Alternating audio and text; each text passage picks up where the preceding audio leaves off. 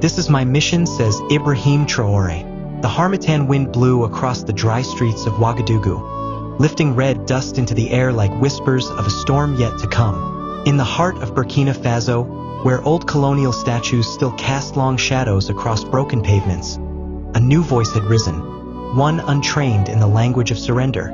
Captain Ibrahim Traore, only in his 30s, stood atop the balcony of the modest presidential palace. He had taken power not with lust, but with conviction.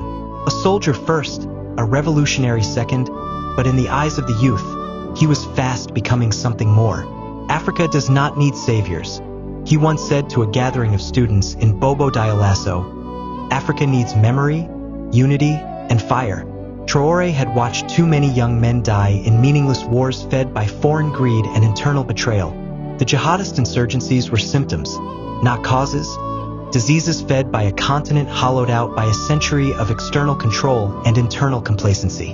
When he took command, his mission was clear in his heart: to awaken Africa not just militarily, but spiritually. He called it the mission of dignity, la mission de la dignité. They called him a son of Sankara, and not without reason.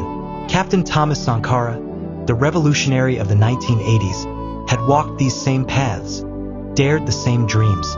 But where Sankara had faced the cunning of France and the betrayal of his inner circle, Traore had learned from history's knife. He began small. Burkina Faso's state contracts with French corporations were torn up. Gold mines were nationalized under citizen councils. The education system was rebooted, replacing colonial curriculum with African history, indigenous science, and Swahili integration. His boldest act came when he established the Pan-African Defense Assembly, a military and civic alliance across Mali, Niger, and Guinea, inviting any African nation willing to break free of dependency. Not all joined. Some called him dangerous, a populist with guns and charisma, but others, from Congo to Chad, quietly sent emissaries. Something ancient was stirring. The year 2027 brought trials. The insurgency grew fiercer as foreign intelligence agencies funneled weapons into neighboring states. A string of coordinated attacks hit the Sahel, Ouagadougou, Gao, Niamey.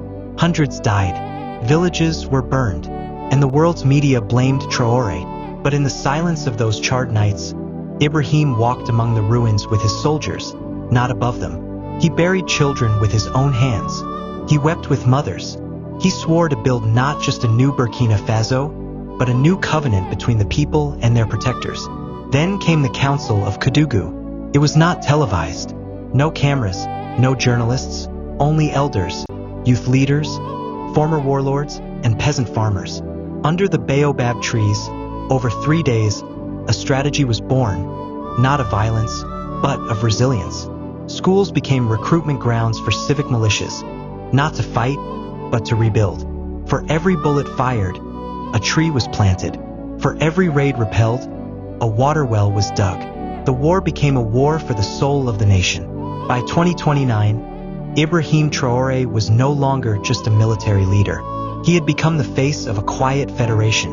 Ghana, under a new visionary president, joined him. Then Tanzania, disillusioned with global debt chains. Then the long-suffering people of the Central African Republic. They signed what was known as the Black Star Pact, an agreement not of currency, but of purpose. To no African state shall fund foreign armies on its soil. To no African child shall be educated without learning their native tongue. To no African resource shall be exported without national ownership. It was radical. It was dangerous. It was inspiring. The West reacted with economic sanctions. Aid was withdrawn. IMF officials appeared on television warning of economic collapse. But Traore smiled. "We were collapsing long before they left," he told the African Union Summit. "Now we begin to rise." He was not without enemies.